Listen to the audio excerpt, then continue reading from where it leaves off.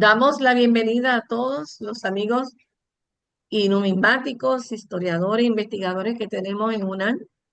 Una vez más, agradecidos porque están con nosotros en la escuela virtual. Tenemos un tema también importante e interesante dado por una de nuestras mujeres numismáticas que queremos compartir en esta tarde. Dejo con ustedes al señor Testolino.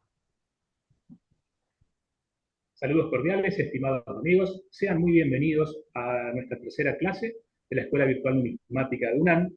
En esta oportunidad vamos a tener a nuestra disertante, ella es de Venezuela, y nos va a presentar un tema muy atractivo que se denomina Bustos de la Libertad en la moneda venezolana, durante el periodo 1843-1863. Antes de dar paso a que ella pueda realizar la disertación, voy a leer sus aspectos fundamentales. Ella es Génesis Alarcón Díaz, es fotógrafa, licenciada en comunicación social, especialista en marketing digital y ciberseguridad, directora de soluciones TIC, tecnología, información y comunicación. Debutó como Nobel escritora numismática, publicando su primera investigación el 8 de agosto de 2021, titulada Gracias Barré. Ha presentado dos conferencias para la Convención Internacional de Historiadores y Numismáticos. La primera fue Cum Grano Salis, en la edición Cartagena 2021, y la segunda, Surgimiento de la industria petrolera en Venezuela y su legado en la escripofilia, en la edición Santo Domingo 2023. Desde el año 2017 es fiel asistente de las convenciones numismáticas en Colombia, España, El Salvador y Venezuela. En el año 2018 y hasta el año 2020 trabajó en las oficinas de la Fundación Numismáticos Colombianos, creando y ejecutando estrategias de marketing con especialidad numismática. Durante la pandemia, año 2020 y 2021, creó un canal de YouTube y junto a Ángel Longard fue pionera de las conferencias y encuentros virtuales con numismáticos de todo el mundo, desarrollando webinars, entrevistas, conferencias y cualquier actividad similar que se pudiera realizar cumpliendo con las medidas de restricción por el COVID-19. Ha estado como asesora y colaboradora de estrategias de marketing numismático en las casas de subastas Stacks and Bowers y Tauler and Fau.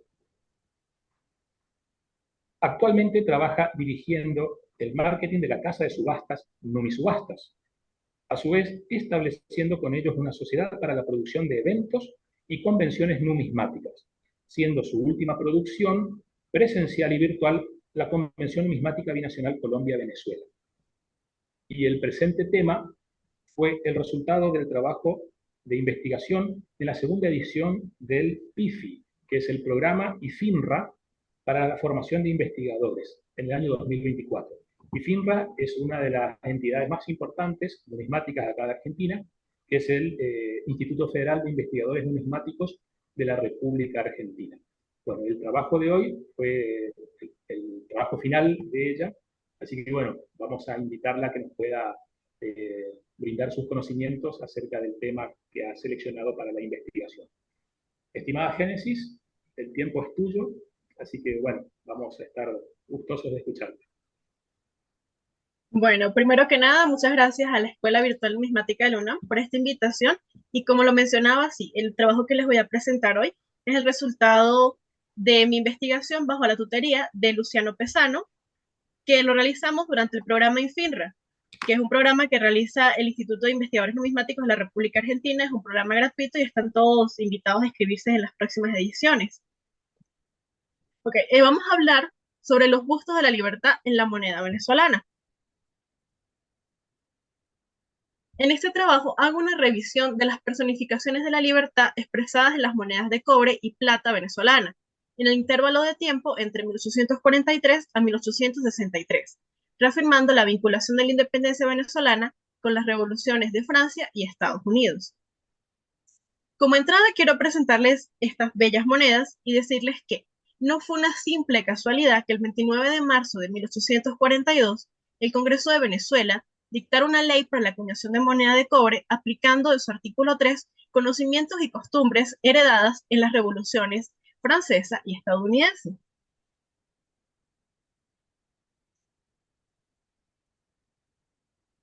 El 29 de... Ajá, sí.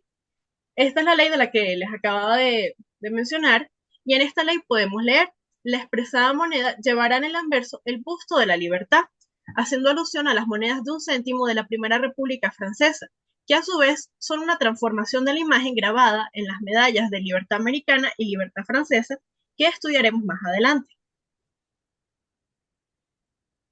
Como ven, en todas estas imágenes tenemos en común la presencia femenina acompañada de un gorro.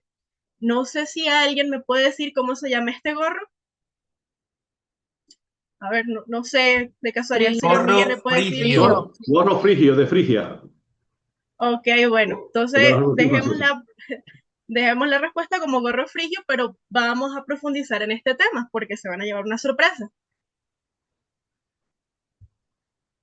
Ok, primero hablemos un poco más sobre la libertad, la alegoría de la libertad representada por la mujer. Libertad es nombre de mujer.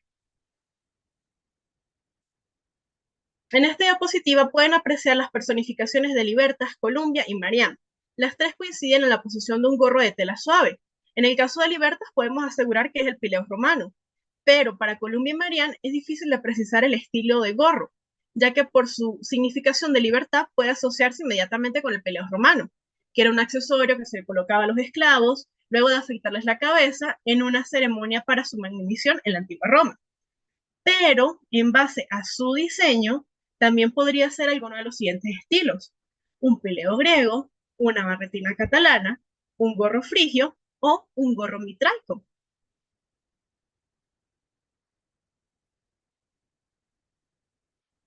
Entonces, ahora la pregunta es: ¿realmente es frigio el gorro de la libertad?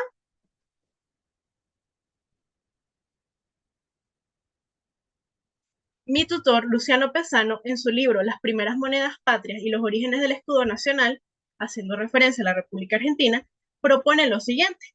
Voy a leerles un fragmento del texto de la investigación de Luciano y por favor quiero que presten mucha atención a las imágenes que tienen en este momento.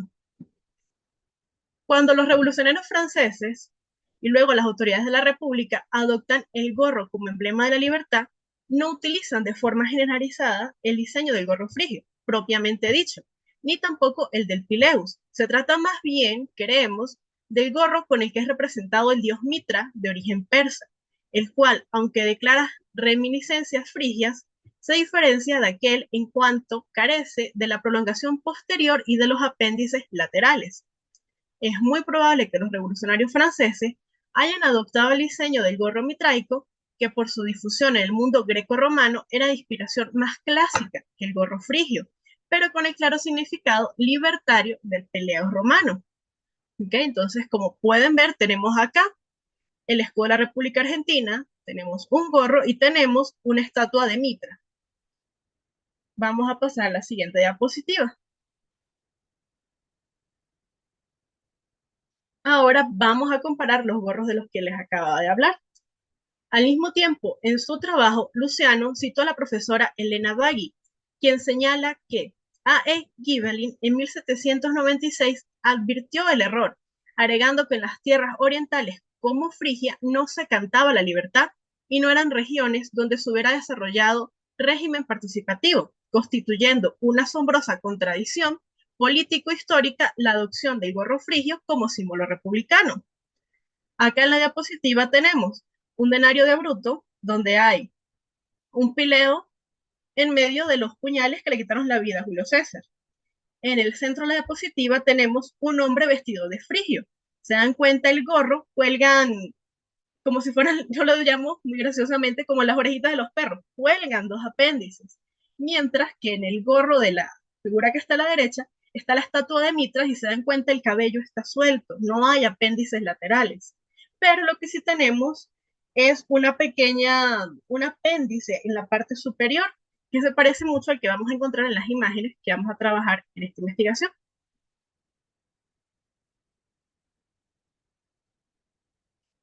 Entonces, Gibelin nos indica La única explicación posible de esta equivocada elección es que el gorro frigio de color rojo con punta doblada hacia adelante habría sido adoptado por razones estéticas. En realidad lo habían usado personajes como París, Midas y Ganímedes, y su elegancia y color ofrecía a los pintores y a los escultores una posibilidad expresiva y decorativa mayor que aquel otro sencillo bonet que habían usado los esclavos romanos. Y de esta manera quedó fijado el error. Ahora, aclarado este punto de que el gorro no es frigio, no es pileo, sino realmente lo más correcto sería llamarlo como el gorro de la libertad.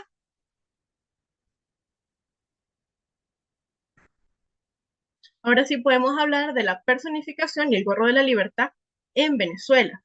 Pero para narrar cuándo y cómo fue la primera evidencia documentada de la personificación y uso del gorro de la libertad en Venezuela, es necesario tener un contexto de cómo se forjó la importancia del mismo en las revoluciones de Francia y Estados Unidos.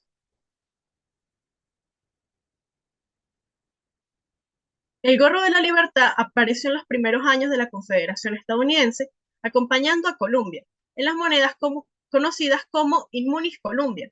El término Inmunis hace referencia a excepción, por lo que podemos decir que Inmunis Columbia es alusión de América Libre. En otras palabras, una nación librada del pago de tributos al rey de Inglaterra.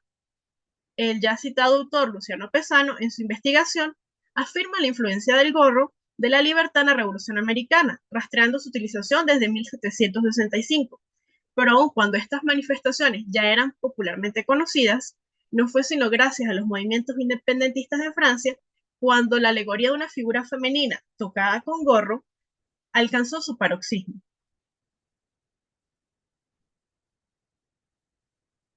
El 20 de abril de 1792 comenzaron las guerras de Francia. El 20 de septiembre del mismo año, los franceses derrotaron a los prusianos en la batalla de Valmy, siendo la primera gran victoria del ejército. Ante este suceso, 2 días después, la Convención Nacional, en su tercera sesión para el reemplazo de la monarquía por la Primera República Francesa, decretó que el nuevo sello del Estado se representaría con una mujer de pie apoyada en faces, sosteniendo una pica surmontada por el gorro de la libertad. No encontré la imagen del mencionado sello, pero acá podemos ver un dibujo de lo que fue el escudo de la Primera República Francesa. Y aquí tenemos presente la alegoría de la libertad representada por una mujer, una pica y el gorro libertario. La conceptualización inicial de Marianne en 1792 tenía una postura neutral de autoridad, pero en 1793 se transformó en una imagen más atrevida, viéndose una mujer con el pecho desnudo y un rostro feroz que incitara a los hombres a la batalla. Este cambio surgió ante las necesidades de la República, que buscaba expresiones radicales en respuesta al reino del terror.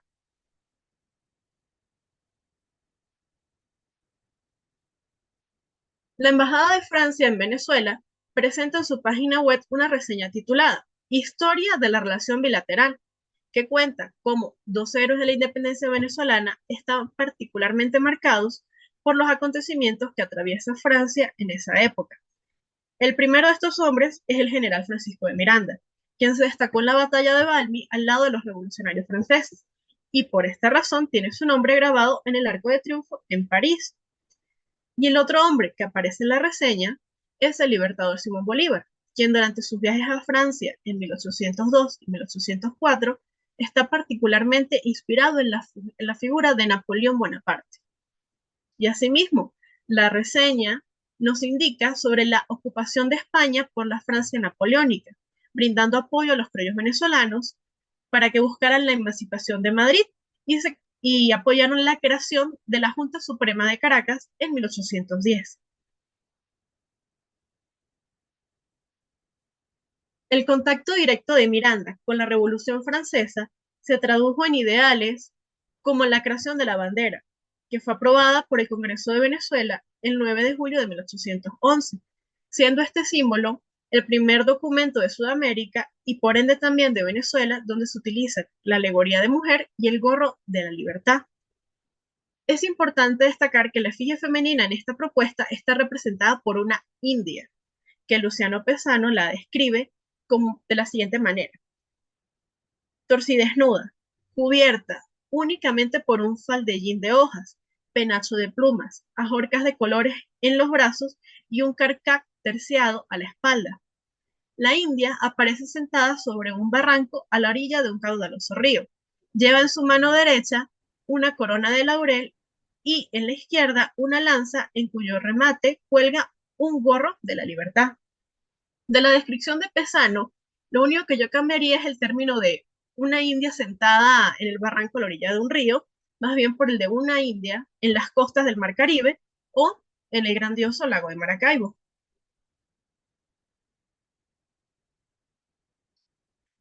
Dada la compenetración entre las revoluciones estadounidense, francesa y venezolana, no es una sorpresa que la naciente República de Venezuela buscara una identidad propia, sustituyendo los símbolos imperiales españoles por símbolos republicanos, así como lo habían hecho la República de Estados Unidos y la República de Francia.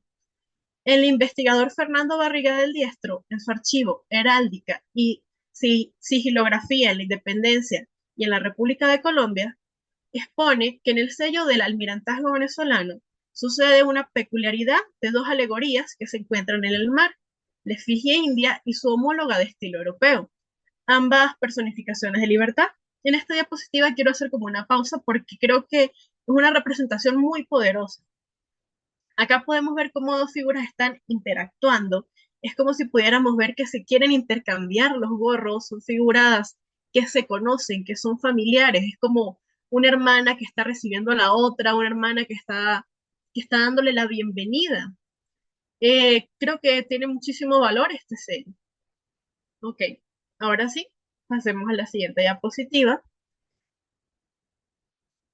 Y acá hacemos un paréntesis, porque también es importante y necesario mencionar que en el pasado compartido con la Gran Colombia, se creó un proyecto de acuñar moneda con el busto de la independencia. El precedente de esta pieza quedó sentado por orden del Congreso de Colombia, específicamente en el artículo 2, aprobado por el Senado y la Cámara de Representantes de la República de Colombia, el 31 de mayo de 1823. Dicho artículo cita: las monedas de cobre tendrán por el anverso el busto de la libertad con la inscripción República de Colombia. Por el reverso, una orla de laurel y en el centro, en letras, un cuarto o un octavo real, año de tantos. Este es un patrón de Colombia único y no listado, que fue subastado por la casa de subasta Segu.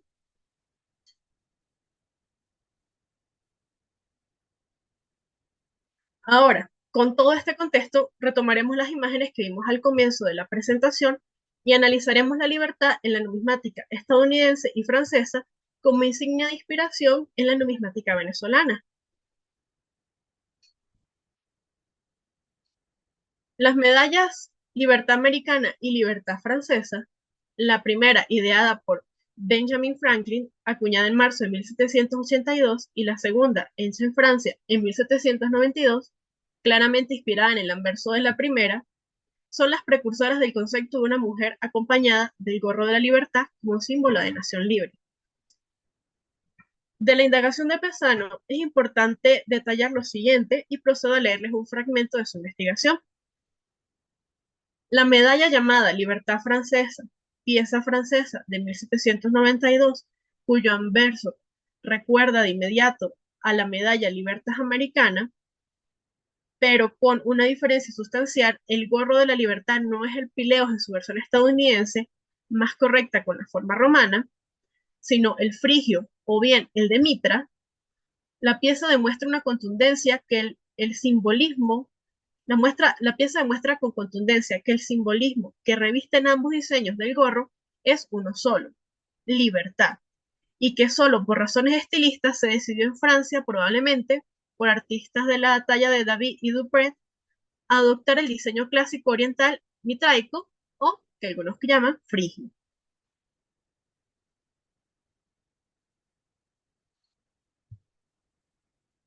Aunque en las piezas que acabamos de ver la figura femenina no porta el gorro sobre la cabeza, sino a un costado y enastado, sirvieron de inspiración para la posterior representación en monedas, como es el caso de la Liberty Cap, en los medios centavos americanos de 1793, que reproducen el diseño del anverso de la medalla Libertas Americana. Así como se expresó en el contexto anterior, este arquetipo se fue transformando, ya fuera en una búsqueda de nuevos estilos artísticos o para cumplir con las necesidades de las nacientes repúblicas.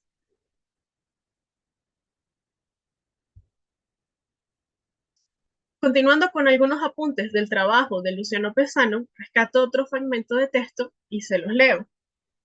En el artículo 5 del título tercero de la ley de 28 de Termidor del año tercero, el cual establecía que estas piezas tendrán por tipo la figura de la libertad con la leyenda República Francesa, refiriéndose a las monedas de cobre obras de Agustín Dupré, y a su vez advierte dos diseños diferentes del gorro que toca la cabeza femenina, alegoría de libertad.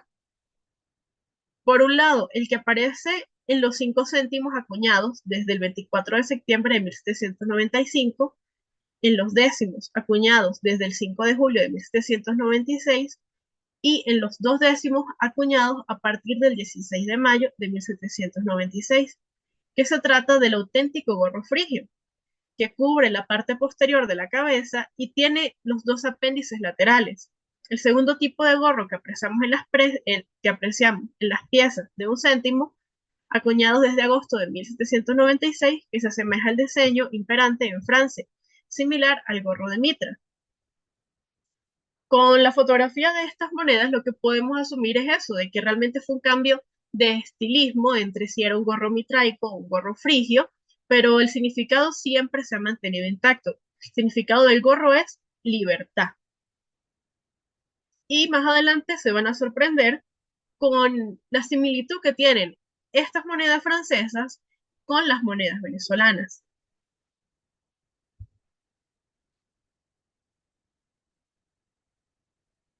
La creación de leyes de moneda, además de ser un cambio de identidad, para Venezuela tenía un significado: de la colonia española a república independiente. Y además, en Venezuela urgía una solución al problema de escasez monetaria.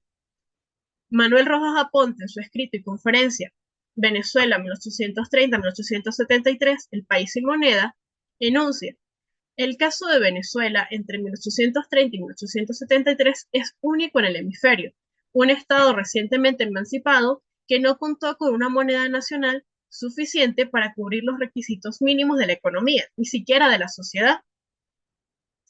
De igual manera, Manuel expone cómo el Poder Ejecutivo, agentes bancarios y otros particulares importaban moneda extranjera para dotar la nación. O sea, éramos un país independiente, pero que dependíamos de monedas extranjeras porque no teníamos la capacidad de tener moneda propia.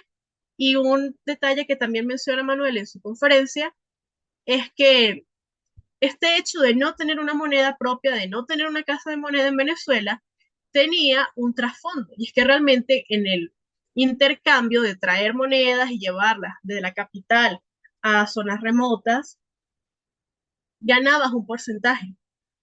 Estábamos hablando también de que había un país con un grado de analfabetismo muy alto, entonces tú le puedes decir a alguien, esta moneda vale tanto, estas dos monedas digamos, tenía un franco francés, te estaba dando por otro lado moneda española, te decía todo esto, te daba una suma de tal.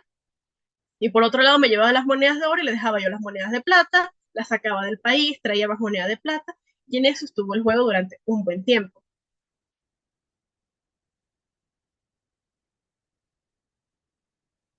Mercedes Carlota de Pardo, en el tomo 1 del libro Monedas Venezolanas del Banco Central de Venezuela, reseña: el 29 de marzo de 1842 dictó al Congreso una ley para la acuñación de moneda de cobre nacional.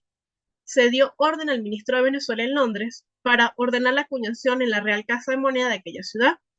Las monedas, con una hermosa efigie de la libertad, fueron de muy buena calidad, bien grabadas, y se emitieron en los valores de 1, medio y 1/4 de centavo. Aunque llevan fecha de 1843, la fecha tuvo lugar en 1844.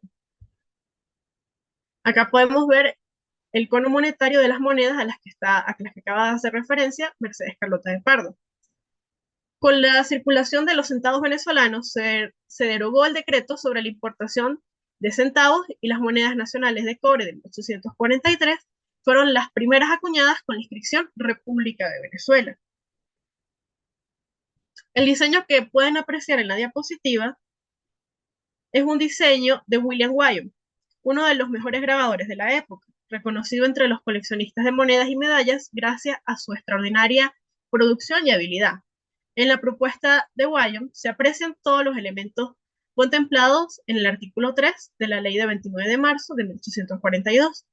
La expresada moneda llevará en el anverso el busto de la libertad con esta inscripción, República de Venezuela, y por el reverso una horda de laurel en cuyo centro se lea un centavo, medio centavo o cuarto de centavo y año de tanto.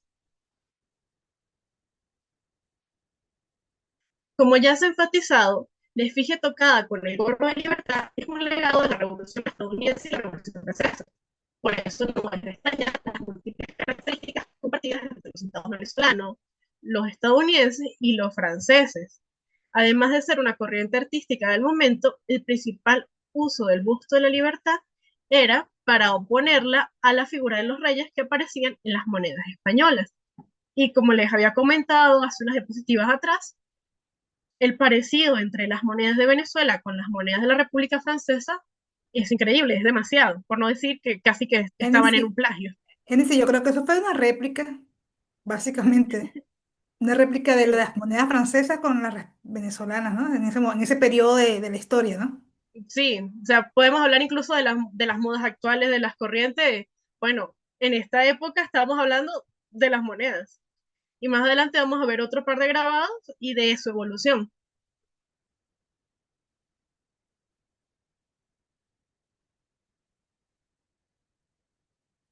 Sin embargo, aunque acabábamos de acuñar centavos en 1843, no se acuñó la cantidad suficiente para solucionar el problema de escasez de circulante. Por lo tanto, el gobierno promulgó la Ley de Monedas de 30 de marzo de 1848, que se estableció el franco. Nuevamente el gobierno promulgó una ley donde ahora se establecía el franco francés como la moneda nacional. Y acá tengo un fragmento del texto de Manuel Rojas, donde él nos aclara, a diferencia de cómo hicieron Ecuador y República Dominicana en su momento, el artículo de la ley no contemplaba la acuñación de monedas en francos, sino más bien usar el franco francés como unidad de cuenta oficial. Pero esta ley nunca fue aplicada, al punto que las mismas tablas de equivalencias publicadas por el gobierno se hacían en pesos fuertes, pesos sencillos y reales. Inclusive, en 1852 se hicieron dos acuñaciones en monedas en valores de 1, un medio y un cuarto de centavo de peso fuerte.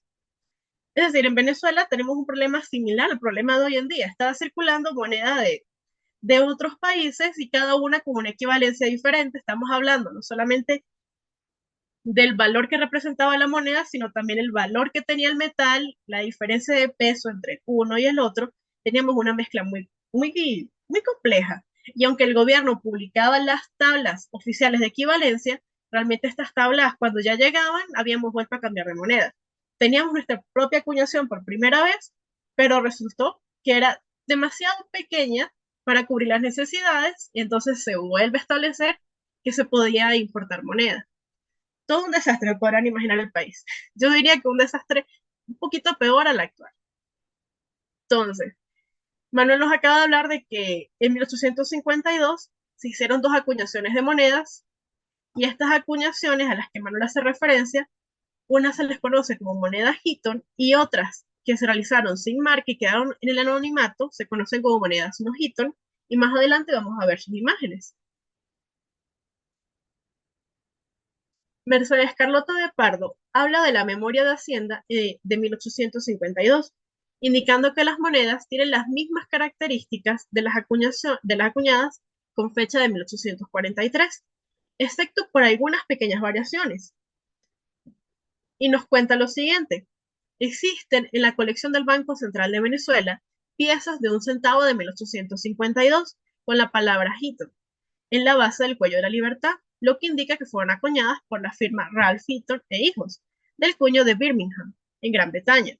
Y también existe otra serie de monedas de 1, un medio y un cuarto de centavo con fecha de 1852, de diámetros un tanto reducidos y sin signos distintivos, que han sido atribuidas por Alberto Sivoli a la Casa de Moneda de París, pero Tomás Storr cree que fueron acuñadas en Birmingham.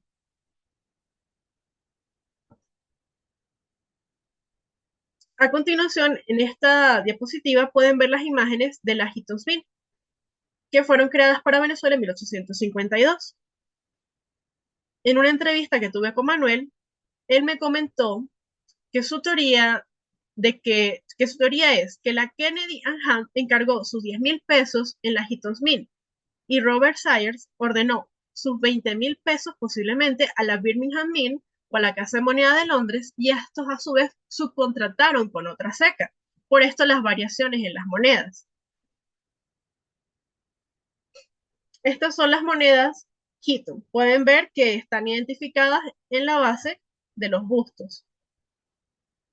Y ahora, en esta otra diapositiva, son las monedas que se conocen como no Eaton o anónimas, porque no sabemos realmente la seca.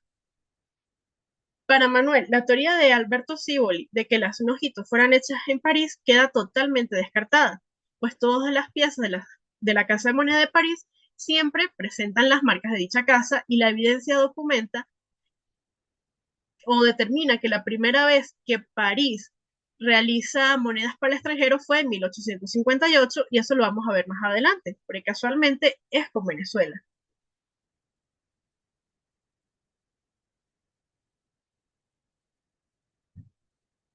Venezuela, sin encontrar solución a la escasez monetaria y a fin de establecer un orden en el país, el 1 de abril de 1854 creó otra disposición que pretendió el establecimiento de una casa de moneda en Caracas con el objetivo de acuñar monedas de oro, plata y cobre con características similares a las piezas de la ley de 1843. Pero esto no se aplicó, quedó simplemente en letra muerta. Tuvieron la intención, mas nunca se ejecutó.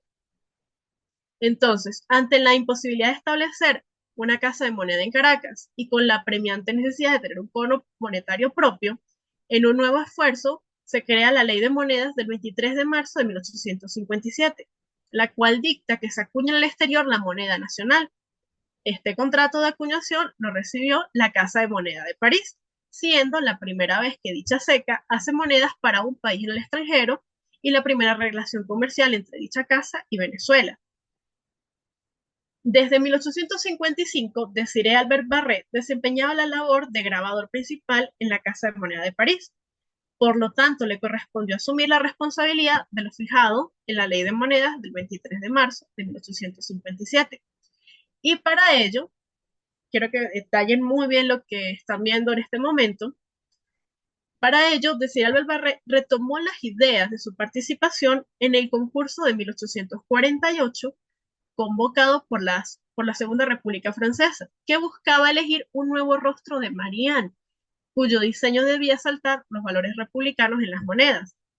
En su propuesta, dispuso un rostro mirando de perfil a la izquierda, con una corona de 7 niños tomados de las manos, donde cada niño simboliza una de las 7 virtudes teologales y cardinales.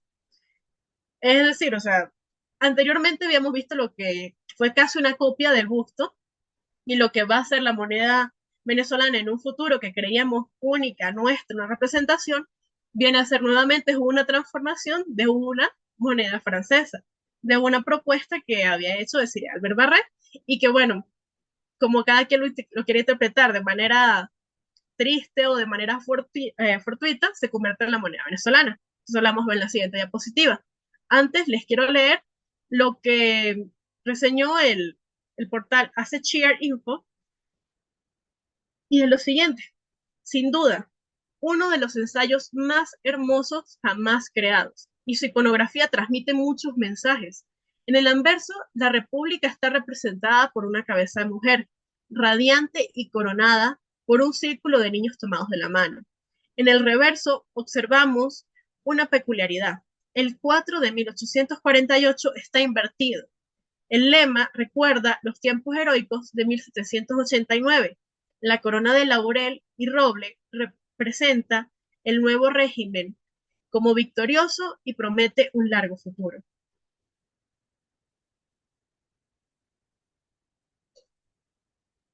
Ahora sí, vamos a ver cómo esta propuesta de Cyril Barret se transforma en moneda venezolana.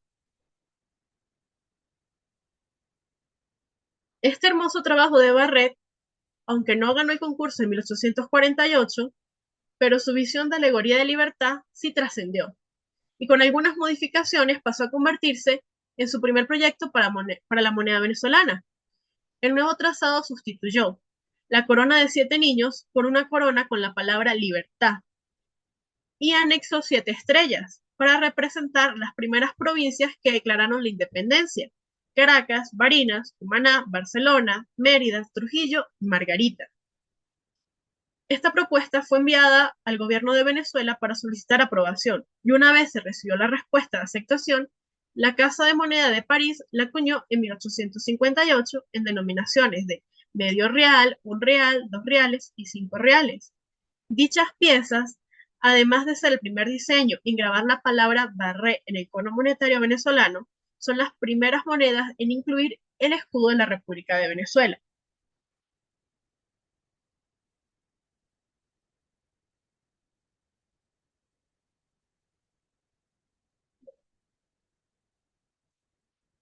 En simultáneo a esta acuñación de monedas de plata, se solicitaron una vez más acuñaciones de cobre. Mercedes Carlota de Pardo da a conocer lo que dictó la Secretaría de Hacienda el 18 de julio y el 9 de noviembre de 1857.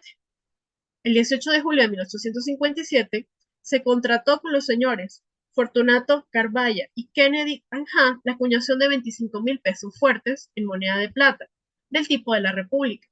Las monedas llegaron a mediados de 1858 y, a pesar de algunas discrepancias sobre su peso y ley, fueron puestas en circulación.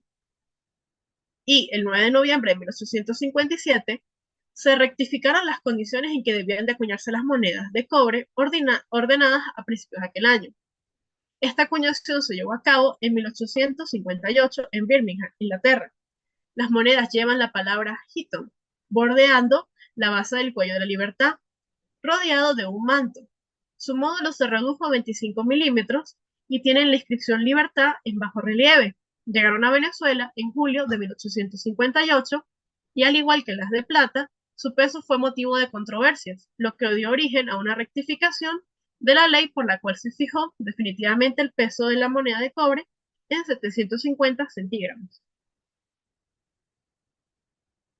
En conversación con Manuel Rojas, él reporta que los centavos de 1858 presentan algunas variaciones que no tuvo en cuenta Mercedes Carlota de Pardo, siendo las siguientes variaciones las más importantes: un diseño de busto con la palabra libertad en alto relieve y otro con la libertad incusa, y un busto rodeado parcialmente por el manto y otro adornando la totalidad.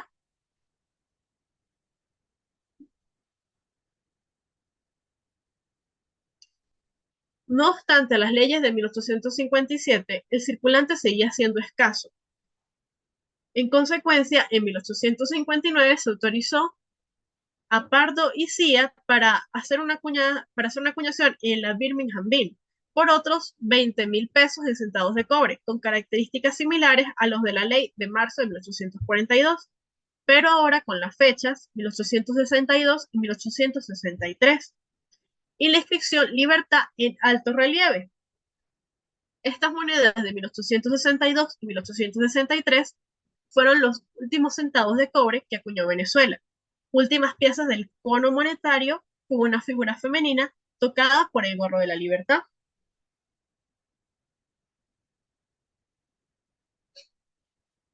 En el libro Monedas de Venezuela de Tomás Storr se habla de lo que se puede considerar el último intento para representar la libertad con una alegoría femenina en la moneda venezolana. En 1868, Desiree Albert Barret presentó un diseño para las monedas de 2,5 y 5 centavos con la inscripción Estados Unidos de Venezuela, cuya ilustración, en charla con Gerardo Cerrada, el especialista numismático del Banco Central de Venezuela, describe como la diosa de la mitología romana Ceres. Este planteamiento, de 1868, no pudo ejecutarse debido al enfrentamiento militar de Antonio Guzmán Blanco en la Revolución de abril de 1870. Así que solo se logró la elaboración de los ensayos y de las piezas no se alcanzó el trabajo de la emisión. Estas son unas fotografías cortesía del Banco Central de Venezuela, son unas imágenes difíciles de ver.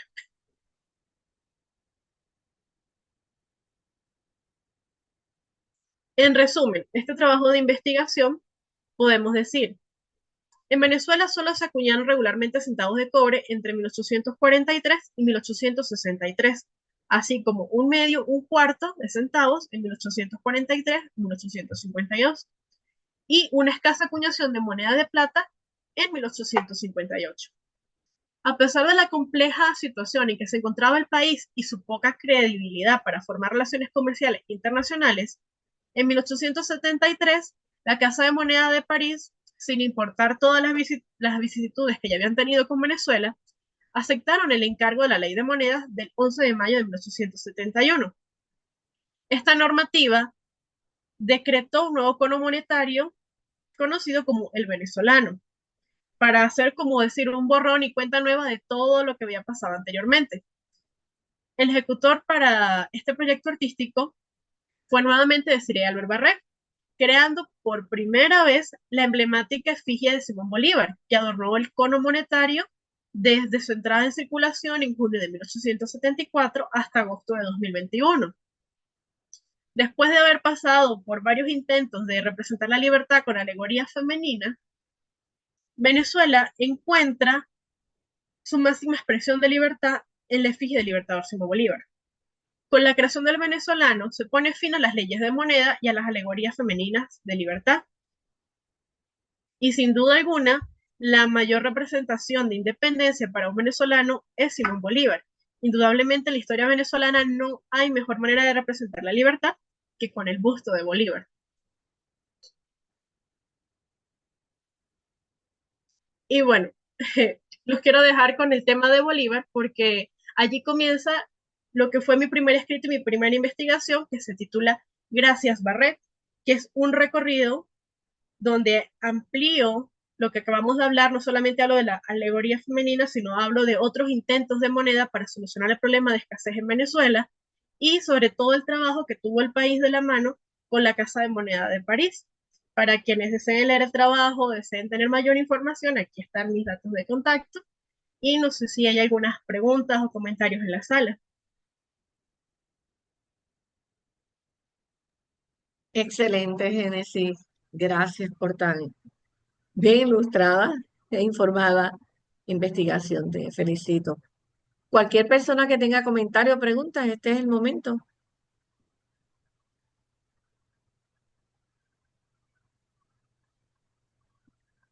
Dice Ariel Cruz que es Sí, curioso que el 4 esté invertido. Si sabe por qué eso pasó. Génesis. No, no lo tengo acá a la mano, pero podemos buscar el tema. Eh, Yo mencioné el por qué, porque no conozco profundidad del tema. ok. Claudia te felicita y también Carlos. Linda charla, Génesis, felicitaciones. ¿Hay conocimiento de algunas pruebas monetarias de estos bustos? Pregunta Carlos. Disculpa, ¿puedes repetir la pregunta? Que si hay conocimiento de algunas pruebas monetarias de estos bustos.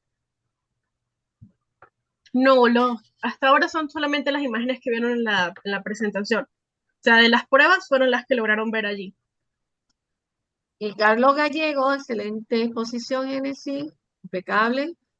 Juan Sánchez, estos bustos, sobre todo de los monagueros, va muy rápido, también tiene mucha similitud con los 2 centavos argentinos. Iván te felicita, te da las gracias. Brad, por tu excelente presentación. ¿Alguna pregunta, comentario? Don Miguel.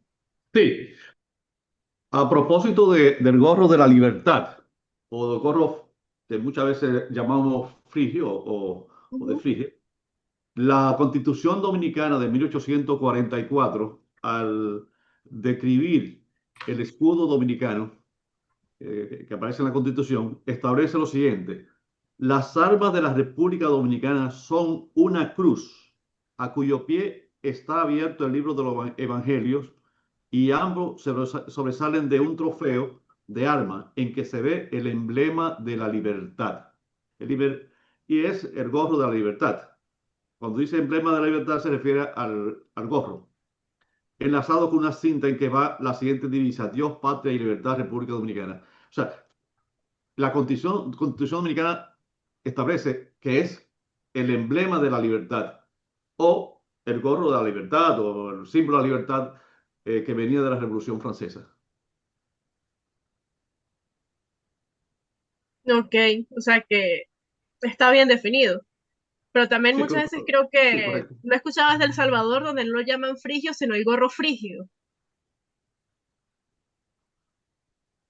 Sí, sí. Pero aquí la dominicana dice gorro, símbolo de la libertad, refiriéndose al gorro que aparece en el escudo. Lástima que el señor Luciano no se pudo conectar, pero creo que fue en una conferencia. O sea, digamos así, fue un momento importante, o tal vez Rolando lo debe saber, sé que el tema es de Argentina, donde presentaron el escudo y se presentó como el gorro frigio y de allí quedó establecido en letra que es el gorro frigio. No sé si como tal estará establecido en la Constitución, pero sí sé que fue en una conferencia donde se dio y de allí, bueno, los medios de Sí. comunicación lo replicaron y todo el mundo lo llama el gorro frigio. Ujú.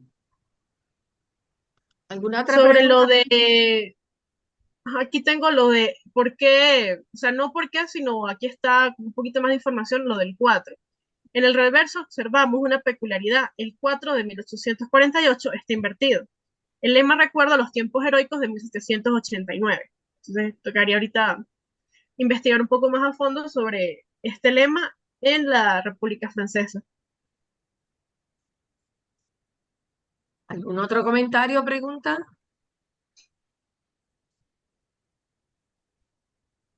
Ese No, vicio. acotar simplemente que en Argentina, cuando hacemos los estudios primarios en escolares, se lo conoce y la describen al escudo como gorro frigio. Así, y se hace, digamos, el símbolo de la libertad, como dice el señor Estrella, también se lo identifica así.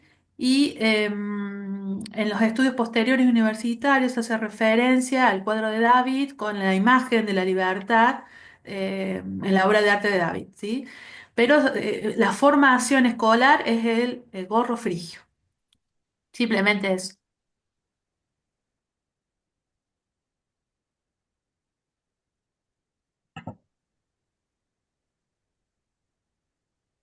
Violeta te felicita por la exposición, te Sí. saluda desde Panamá a todo el mundo. Ella, Gracias, Violeta. interesante presentación. Don Félix, muchas gracias, Génesis, me gustó mucho tu exposición. Y Ariel, gracias, interesantísima conferencia. Con su permiso, Diga, bueno, antes que realizar un comentario, más bien quiero es felicitar a Génesis, porque bien habló sobre la moneda de Venezuela en el periodo 1843 a 1863, con la Dama de la Libertad. Entonces, bueno, como venezolano, abarcó muy bien el tema. De verdad que sí, Génesis, un excelente trabajo investigativo, muy completo. De verdad que sí. Mis felicitaciones por representar Venezuela. Gracias, padre. bien, si no hay más comentarios o preguntas, dejamos entonces a Textolino. Sí, quiero hacer un pequeño comentario, quiero ampliar un poquito más lo que dice Iván Sánchez, que habla sobre la similitud de los 2 centavos de Argentina. Sí, en realidad son los de 1, 2 centavos, 10, 20, 50 y un peso, lo que se denominaba la serie Patacón. Ese diseño fue, digamos, una obra de Eugène Boudinet, otro grabador francés también contemporáneo de Barré, de Dorland, de Mar, que ahí también se vio unas imágenes, creo que una moneda de un franco, y todos ellos compitieron por la imagen, digamos, de la nueva república. cuando nace la Segunda República Francesa, y fue Udiné el ganador de dicho concurso. Y después, hacia 1880 y en 1881, cuando se emiten las primeras monedas con la frase República Argentina, es un diseño de Eugène Udiné, que hasta el día de hoy se conserva esa misma efigie de la libertad, que es muy, muy característica de nuestra república. Pero sí, todos están basados en la diosa Ceres, y evidentemente todos tenían el mismo tipo femenino para ser representada la república. Algunos hablaban república, algunos hablaban libertad, por ahí se podía establecer una pequeña confusión. Pero bueno, la verdad, Génesis, excelente presentación. Hago público el agradecimiento al amigo Félix Achával, que fue quien me pudo conseguir el contacto de Génesis, y ella prontamente pudo acceder a disertar en nuestra querida Escuela Virtual Numismática de UNAM. Hay más mensajes. Sí, yo les acabo de enviar un mensaje. Estaba tratando de conseguir la información sobre lo del 4 invertido porque también me causó mucha curiosidad y lo tenía entre los pendientes de investigar.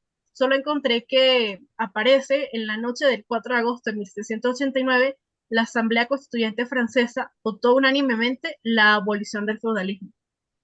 Y otro Y mira, mensajito que les dejé ahorita en el grupo es el enlace para la continuidad de la investigación, que sería Gracias Barret. entonces López desde México escribe que allá también se conoce como el gorro frigio. ¿Ok? Carlos nos dice felicitaciones a la escuela virtual por su iniciativa y a Génesis por su presentación. Los esperamos en Río 2025. Eh, ¿Alguien más tiene alguna pregunta o duda, comentario? Hay que darle una certificación a Génesis, Tolino. La tenemos preparada. Exactamente. Como es costumbre, al finalizar cada clase, le hacemos presente a nuestros disertantes. No sé si ahí se ve Sí. un certificado. La Unión Americana de Numismática, en su 10º aniversario, se complace en certificar que la señorita Génesis Alarcón Díaz realizó la presentación del tema Gustos de la Libertad en la moneda venezolana, 1843-1863, otorgado en la Escuela Virtual Numismática de UNAM el 25 de mayo de 2025. Lleva la firma de don Jonathan Moscoso Vireseño, promotor ejecutivo de UNAM, la doctora Damaris Mercado Martínez, directora ejecutiva de la Escuela Virtual Numismática de UNAM, y por último mi firma, Rolando Renato Testolino, moderador de la Escuela Virtual Numismática de UNAM, que en breve se lo voy a hacer llegar a Génesis. Y bueno, nuevamente agradecidísimos por su participación y haber aceptado disertar en la Escuela Virtual Numismática de UNAM. No, vale, el agradecimiento es mío con ustedes por la invitación. Y bueno, y a todos los que están presentes por el tiempo que me han dedicado. Por supuesto. Nosotros le damos las gracias porque han dedicado un buen tiempo para conocer un trabajo que no teníamos y poder nosotros, aunque hablemos el mismo idioma, pero tenemos diferencias en cuestiones de definiciones de cosas. Pero lo interesante es que contribuimos cada uno culturalmente, con la idiosincrasia de cada uno, pues vamos superando y mejorando y aprovechando más todo lo nuevo que nos trae la numismática. Yo quiero agradecerles de verdad lo valioso que nos dan, que es su tiempo. Y si Testolino tiene algo que decir, creo que hemos terminado. Por último, dar aviso para nuestra próxima clase, que será el 29 de junio, y bueno, estamos ya tratando de unir las Américas con el único país que nos estaba quedando para poder concretar esa unión entre nuestro querido continente americano. Así que Pues bueno, se nada pueden más. despedir entre todos, ¿verdad? Porque ya mismo cortamos la grabación. Gracias a todos, Génesis. Muchas bendiciones para ti. Amén, igualmente para ustedes, gracias. Bye. Gracias, un gusto haberlos visto. Y la verdad que es muy lindo compartir con todos ustedes este grato momento.